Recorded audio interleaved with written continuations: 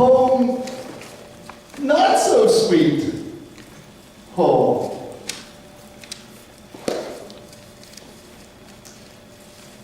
For some of us, not making light with a heavy heart,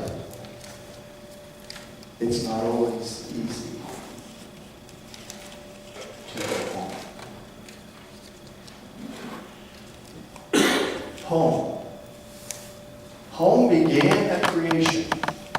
Remember a great God who created the heavens and the earth, and when he was finished said, "This is not enough. I got stars, galaxies, universes, animals, fish to fish for.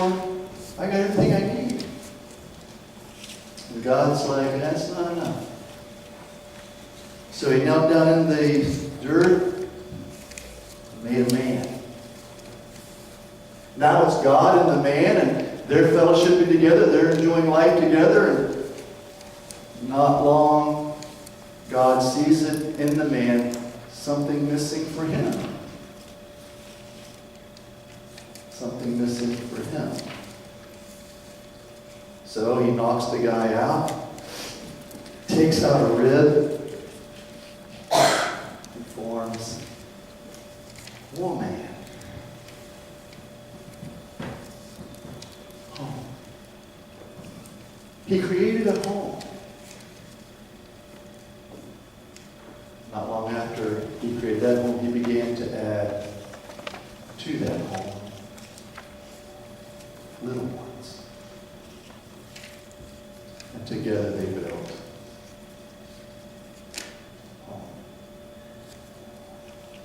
And it was their job to make more homes. From the very beginning, God has had a design for home. He's had a purpose for home. What should home look like? What should be happening at home? What is my purpose for home? And I'm telling you, men and women and children have been trying to discover that since Adam and Eve. Some of us have been successful, some of us have struggled. Today, I want to talk about a purpose of home. When I counsel young couples before they get married, one of the things we talk about, I always ask them, why are you getting married? Oh, because I love them. Oh, they're my best friend, and all those things. And I said, all those things are wonderful. But I said, have you considered really why you are getting married? And they're just perplexed. I know you're getting married because you love each other. I know you're getting married because he makes you happy. I know you're getting married because you have things in common. And I know that. But why are you getting married? What purpose are you going to fulfill as a husband and wife, and later children, as a home? What's your purpose? Why are you getting married? I've been watching Home for many, many years. And one of the distinguishing things that I've seen over the years about what makes home sweet home or home not so sweet home are the families that are built on purpose usually experience sweet. So today, I'm not here to determine where your family is. You know where your family is today. And my goal is, in these next several moments, to help you, starting today, help define why you are a home. And if you get your role right in the purpose, your home can be home sweet home. A home that the husband husband hurries home to. The home that the children enjoy being a part of. Home, sweet home. Now, I'll be honest today. I'm not trying to resolve every home issue today. I'm trying to give you one tool that you can embrace. Finding your role in the home so that your home can fulfill its purpose, why God made you a home.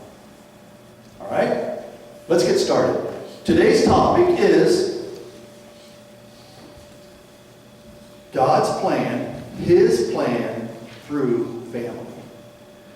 Jesus, through God, I love God says, let us make man in our image. Jesus was part of the plan. And in that plan, there was purpose. Why did God create family? It was a priority to Him. It's a priority to today. What is God's plan? Now, I have several scriptures I'm going to read that talk about home. You'll find your role in one of these scriptures. Okay? So let's read through them together, and you do your best to remember your role. Husbands, love your wives and do not be harsh with them. Okay? Husbands, there's your role. Love your wife, and don't do it through being harsh. Kind, gentle. We'll talk about that in a little bit. Children, here's your role. Obey your parents in everything, for this pleases the Lord. And not only does it please the Lord, it pleases Dad. And it pleases Mom. Those of you who live in homes where it's difficult for your children to obey, that doesn't feel good, does it? That's not sweet. But man, when the children obey in everything, boy, it feels good. So children, you play a vital role in Home Sweet Home. And do not embitter your children, for they will become discouraged. We don't want discouraged children. We want inspired children. Okay, so that's Colossians 3:19. Now again, if you just want to write down these references, please, because I got to move through several. So write down the reference. Don't try to copy word for word, but Colossians 3. Now, I want you to look at the top verse first. Ephesians chapter 5, verse 33. Back to the husbands. However, each one of you also must love his wife as he loves himself. Okay, men, you can't love yourself more than your wife. Your wife has to come first. That feels good, doesn't it, ladies? Now, here we go. And the wife must respect her husband. Now, because I know I'll forget this, I'm telling you right now, for the children's sake, wives, you must find something about your husband to respect. Men, I'm telling you right now, we had better find a way to live in such a way that it makes it very easy for our wives to respect us. And I don't come to me complaining. If your wife is trying to help you, know ways that you could be that would help her respect you. We need to listen once in a while. If some of the things that we do or don't do cause her to see us less than we would want her to, can we change? Can we work on that together? If God is commanding respect from the wife, hey, let's give her some things to respect. Okay? You understand that? That's not part of that was free extra bonus there. Now, wives, this was the first verse of what we just read a minute ago, but I saved it because I didn't want you to throw stuff at me right away. I wanted to make the husbands understand their role first. Okay? Now, wives, now here's your turn. Don't throw it. Wives, submit yourselves to your husbands as is fitting in the Lord. Now, in 2016, that's a big ask. That is a confusing statement. The Bible does not intend there to communicate in any way that the husband is supposed to lord over the wife and make her some subject. I'm the king, you're the subject, obey me. That's not what he's trying to say here. Here's what he's trying to say. Your husband should be committed to living a life that commands respect. You need to get under him and support him in that effort. As a wife, one of your primary roles is find your husband's strengths, build him up, encourage him in those strengths. And as much as it grieves me to say, I have not found many perfect men. We do have weakness. Ooh, that pains me to say that. And if we're not careful, our wives will hone in on the weakness after a period of time. It's easier to spot the weakness, and they'll hone in on the weakness, and whew, it can be not so sweet. So together, wives, here's what he's asking us to do. Get on the same page. Husbands, if you're wise, you will bring the wives into the discussion. We will determine the plan for our family. We will determine our principles. We will determine the type of family we want to be. And we will work together to be that family. I'm telling you right now, a house divided will fall. What God is asking us to do, get on the same page, communicate. What's the purpose of our family? How are we going to fulfill that purpose? We're working together. My wife's encouraging me. I'm loving her. As Christ loves the church, I'm sacrificing for her. I'm helping her to know how wonderful she is. I'm helping her to know what unbelievably how much she helps me. And I'm reassuring and boosting her so that together, on a united front, our family moves forward in God's purpose. If you're not sure about if you're on the same page with your husband or wife, ask your children. They'll be honest with you. We don't always see it. Your children see it every single day. And they'll show you without telling you. Sometimes they get a little rebellious streak.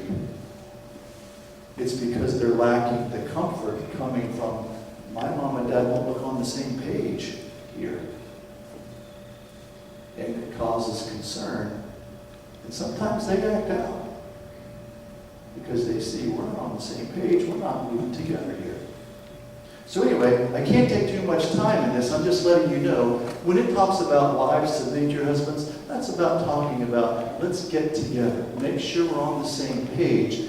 Let's know our goals. Let's know what we're going to reach those goals, and let's do that together. We're not having the child know that dad's the softy and mom's the tough one. We know that if you ask mom and she says no, guess what dad's going to say? He's saying no too. And when mom says yes, you don't have to wonder what dad's going to say, because he's going to say yes, go for it too. We're in this together. So submission is all about getting on the same page.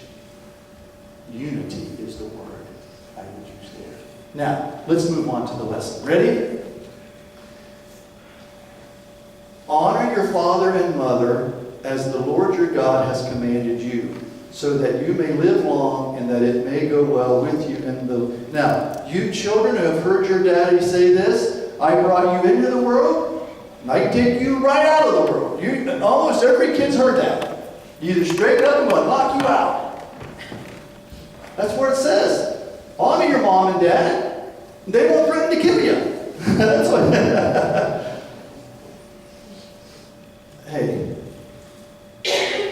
parents, one of the greatest things you can do for your children, teach them to honor the other spouse. I can't tell you what an amazing job Cheryl did helping our children know that even though your dad does some good things, he's not perfect, but you will honor him. And she demonstrated honor. She showed our children what honor looked like. And so today, my children honor me greatly because Cheryl helped them with that. And hopefully, I did the same thing by showing honor to Cheryl so that my children knew what that looked like, and they honor their mom every day. I expect them to live long and prosper because they understand. So listen, kids, students, it's in your best interest to honor your mom and dad. Don't fight them. Don't resist them.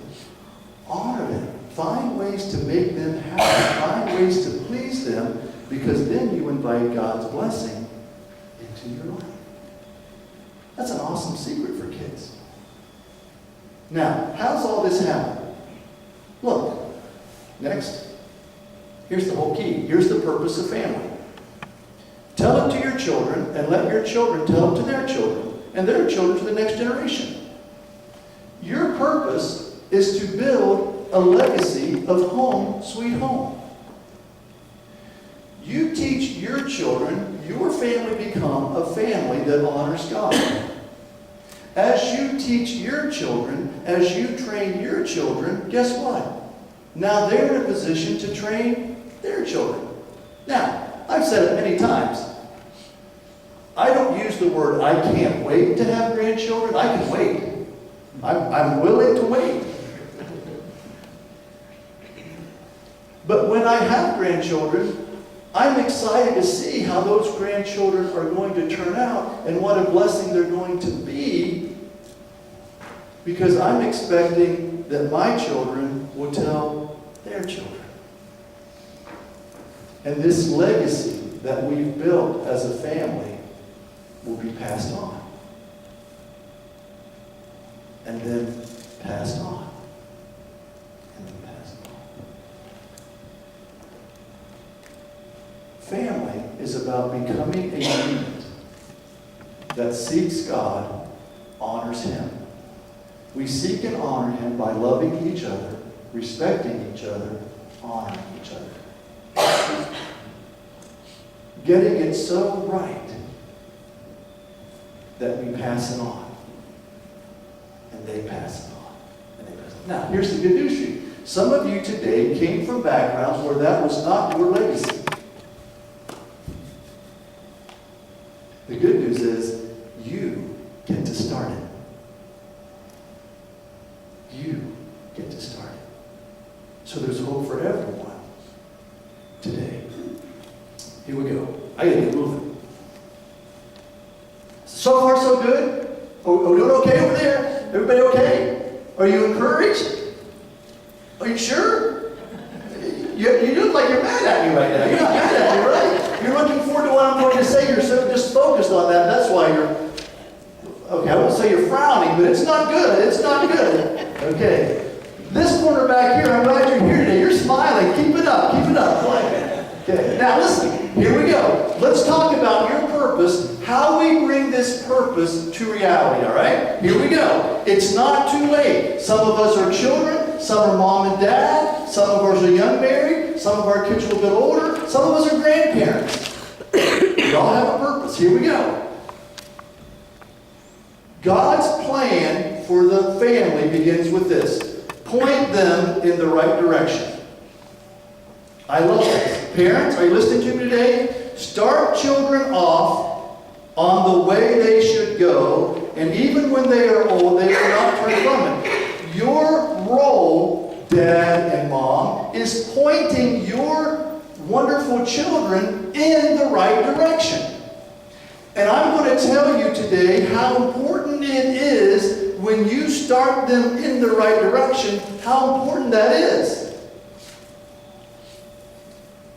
The role of starting your children in the right direction is so significant. Look, I'm going to try to illustrate this with a picture. See the green square? That's birth. See the pink square? That's heaven. The goal is to get yourself and your children to heaven. And when you get to heaven, there's only two things that you're going to potentially hear.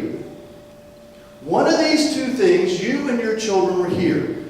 One option is this. God will look at you and say, well done. Well done, you good and faithful servant. Inherit all of it's for you. Well done. The other option is, just as real, depart from me. Depart from me, you evil. I never knew you. Whew. If we don't understand the consequences of where we're leading our children and where we're sending them, then we can't point in the right direction. So we have to know the truth. There's two options. Well done, or depart from me. That's the two choices. Now, see the little white arrow I have there? That's the path from birth to heaven. Now, Emily's going to add a yellow line. The yellow line starts at the beginning with the white line. And you can see that close to the beginning, I don't have a pointer, but close to the beginning there, you can see that the two lines are going in different directions. Do you notice that? Now, what do you notice about when I'm close to the dot, and it doesn't seem like I'm very far, I'm just a little bit off. But if we keep that same direction, what happens to the distance between the two lines? It gets bigger. It gets bigger. And the bigger that line gets, the more risk we take of what? Getting further apart. We get further apart and eventually miss the mark. Every hunter knows the further the target, the more precise the aim must be. Because even if I'm off a little bit, if my trajectory is off just a degree, by the time it reaches its point, it's off. As parents, we have to know the significance of there is a target we're trying to hit, and the margin of error is not great. We have a very small margin of error. And so, getting our kids off in the right direction, huge. Now, here's how I'm going to help you today. Now, I want you to be encouraged. I know right now this sounds kind of discouraging, but the good news is if you've pointed your kids off in the right, you should be happy and smiling today. Now, here's how I'm going to help you today. I'm a simple man. And along my life, I've learned some simple things. And hopefully these things can help you. Okay? Here we go. Yeah? Not only do we have to point our kids in the right direction, we have to lay some stepping stones. Now, what I mean by that is this. When we got our first home in Florida, we built a home. We weren't sure we were even going to be able to make house payments. So there was some things that we didn't finish to make sure we saved some money. One of the places we saved money was no driveway. We'll just put some rocks in there. And no sidewalk. But we didn't want to walk through mud to get into the front door, so I went to Home Depot and found stepping stones. They were little 16 by 16 inch concrete pads, about an inch and a half thick. I got about 10 of those, and I started at the driveway, and I put one, I took a step, put another one, took a step, put another one, took a step, put another one. And I put enough steps down that I could get from the driveway all the way to the front door. Stepping stones. Now, here's how stepping stones works. Look at this. Now, don't get caught up. They're all different sizes and shapes. That's okay. But I want you to see. When I was a kid, my parents took us bowling. And my parents noticed right away, you're not very good at this. We need to give you lessons. So Mr. Craycraft was the local professional, so they got me a couple lessons with Mr. Craycraft. And here's one of the things he taught me. When you bowl, there's the foul line, you're not allowed to go past this line. And so from this line all the way down to the pins, how many ever feet that is, I don't know, I don't know the statistics, but it's down there. And he said, Mike, one of the things you're doing wrong is you're aiming way out there. And it's a wild guess. So he took me out there, and if you've ever bowled before, you've seen them about 3 or 4 feet off the foul line, there's a series of little arrows. And back here where you start, there's some dots. And he said, don't focus on the pins. Focus on, start at the same dot, and learn to aim at the arrow 4 feet away, not the pins 6 feet. You understand what I'm saying? You gotta understand that so far. Same principle in golf. Don't aim at something 300 yards away. Draw an imaginary line. There's 3 feet. Oh, I can see that. And I can aim at something 3 feet away better than I can 300 feet. You understand what I'm saying? Now here's how this works. Parents, we have to lay stepping stones. We're not asking our children to venture off on something that's so far out there they can't understand. We're helping them take the next step. So here's how it works. Emily, give us the next thing.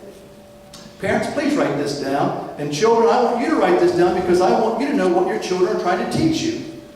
Here are 4 stepping stones that we need to give our children. Ready? Go, Em. I know she's busy writing stuff down, drawing pictures. I love it. Teach your children what love looks like. Secondly, teach them what respect looks like. If we learn respect in the home, hey, it's easier to know what respect looks like at school. It's easier to look like respect should look like for my coach. It's easier to look like and know what respect looks like towards the official who gave up his time to officiate so that I can play the game that I love to play. Respect. Honor. How do we honor people? How do we build them up? How do we make them know they're special? How do we honor people? And I said again, submission. And all submission again, how do I become part of the group? Fit in. Help the thing move forward together, whether it's family, team, whatever it is, unity. That's what we're after. Now here's how it works. I brought with me today some stepping stones. Well, I lied. I didn't bring them. They were downstairs. The truth is, I was going to stop at Walmart today and get stepping stones, and when I got to Walmart, guess what? First time in weeks, I forgot my wallet. So I just didn't get the stepping stone. So when I got to church, I remember our storage, and I said, oh, I got some stuff that will work, stepping stones. Okay, now, this is how this works. Here we are, we're family. We got to get from point A to point B. And life is one day at a time. I can't leap over all that stuff and get it's one day at a time. So here's how it works. Now, Em, I'm going to have to embarrass you because you're my daughter, and I don't need you to click for a few minutes. And I've embarrassed many people the last couple weeks, so I'll choose just to embarrass us, okay? So come on up here, Em. Okay? Now, this is my daughter, Emily, in you just agree with that, okay? 'Cause here's how it works. I could stand here and say, Emily, go. Now, she's a teenager now. She would know, dun, dun, dun. She could figure that out. But when you're a kid, there are many stepping stones provided for you. Every choice you make every day is a stepping stone leading you somewhere. When you choose to disrespect your teacher, you've taken a step off the path. When you choose to not honor your mother, you've taken a step off the path. When you choose to engage in a habit that's not a habit that God looks fondly upon, you're taking a step in the wrong direction. And those steps are there. You can take them. And you don't know, as a child, where this is taking you. But as a parent, here's what you know. I was 17. And I took some stepping stones. And over the years, I found out, that wasn't a very good stepping stone. That was leading me to places not good. Oh, here's a good stone. This had some good results. This is perfect. So now I've walked on these stones. Now I go back to get my family.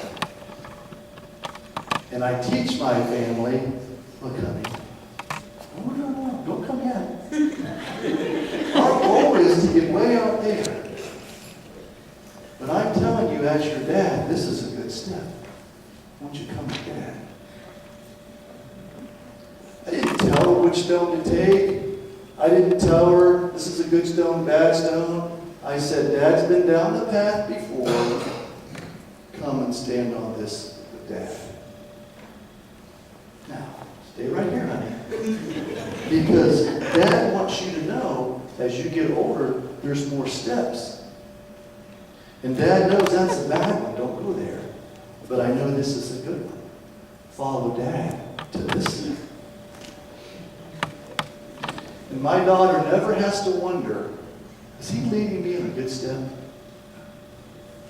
Is this a good step or not? Now, she doesn't know if it's a good step or not. She's trusting her dad. Dad's been there. He should know. Now, trust me. You have kids. I have kids. Sometimes they want to test their own stones, don't they? They want to make sure, is it good? And eventually they'll find out. So our goal is teach our children, help them learn from our mistakes. Don't make them repeat what I went through. How many conversations have we had? Dads had to share some embarrassing moments. I'm not proud to tell my children that I've stepped on some wrong stones. I'm not proud of that. I don't enjoy it. But I've told them that so that they feel more confident. When Dad says, here's a good step, follow me to this one, they can follow me confidently. So we're not living our life way out there hoping. We're living from step to step. And our children need someone on the next step. Our children need to know that there's someone that I know, love, and respect, and they know, love, and respect me enough that they will lead me to the right step, and I can confidently take that step with them. Understand that? Now, honey, you did a great job. You may go sit down. Now, let's suppose that you know someone who doesn't have that. They don't have a mom or dad willing to pay the price to find out what's the right stone, what's the wrong stone. And they're not willing to pay that price, so they just send their kids off to explore all the stones.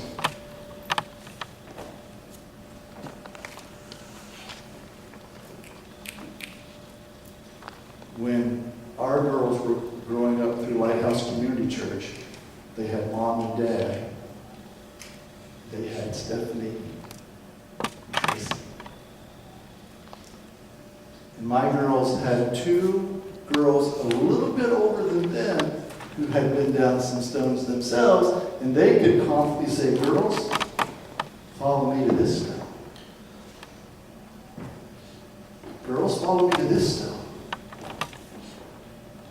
Girls, follow me to this stone. I'm not bragging about myself. I'm telling you, I lay awake some nights wondering about my whole life. What am I doing? But I'm just telling you right now, one of the reasons that I go to football practices and softball practices and ride hours on a bus on a Friday night to go watch boys play football, it's not always for the football game. It's I'm trying to say, fellas, I know some of you don't know what steps to take, and you're exploring with what steps to take, and I'm here to sacrifice my time to show you and teach you that if you trust me, this is a good step. But if you step on those too many times, you're going to get led away. And you will miss your potential. You will miss why you were created, and you will be left out. Come to this step. Come to this step.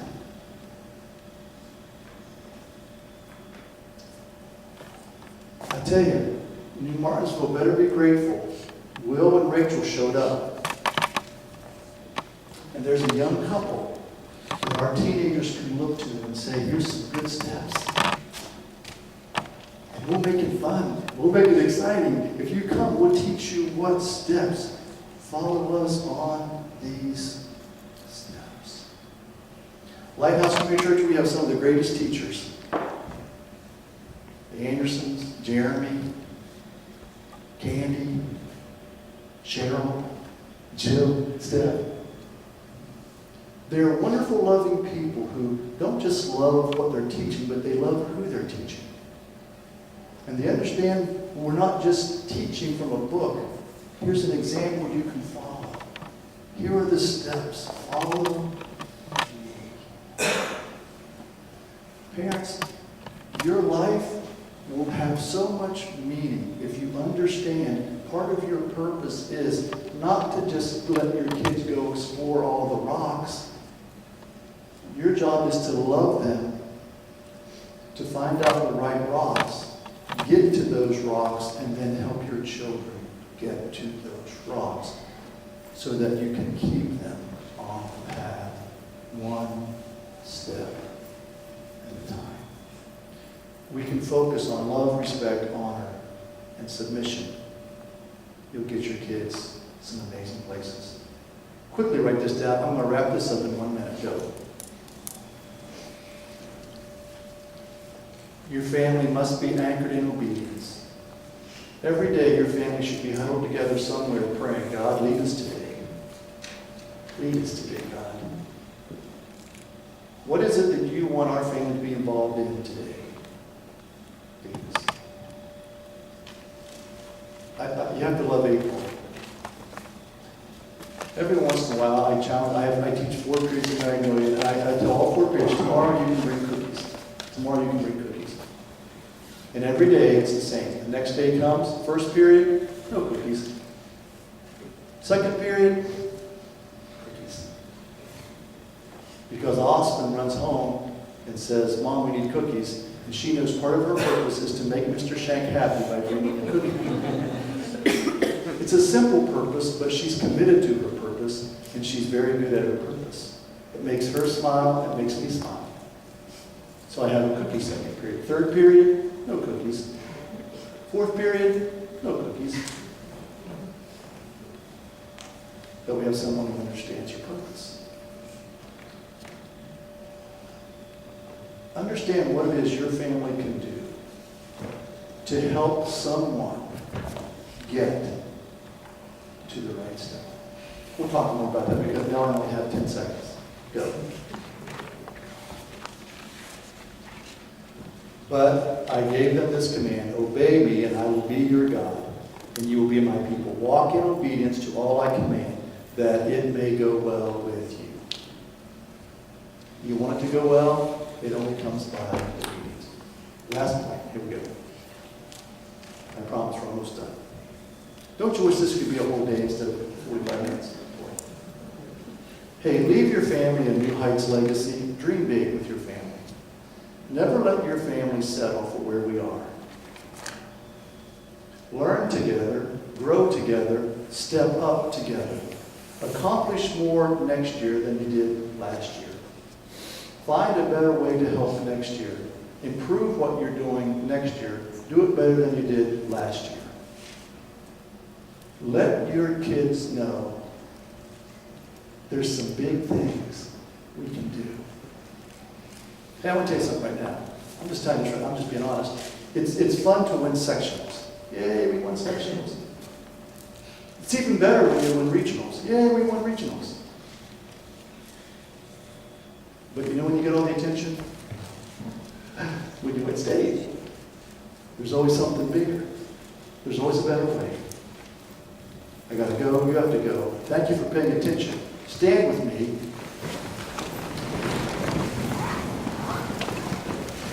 Get a plan for your family. Here's how we're going to study together. Here's how we're going to pray together. Here's how we're going to grow together. Here's how we're going to cooperate and move forward as a family in God's plan for our home. Father, thank you for each home in this room today. Everyone's part of a home. Some of us are in charge of those homes. Some of us, that day's coming soon. Someday down the road, we want to be prepared.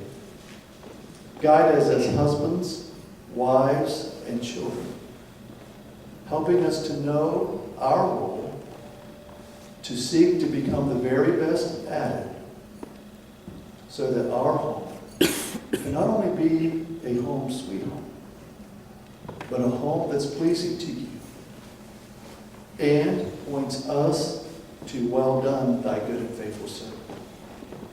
And our home could also be a home that helps others find that path. We love you today, and we honor you. In Jesus' name, amen. Amen. Hey, choose your steps wisely. God bless you. If you need prayer today, I tell you what, I'm going to stay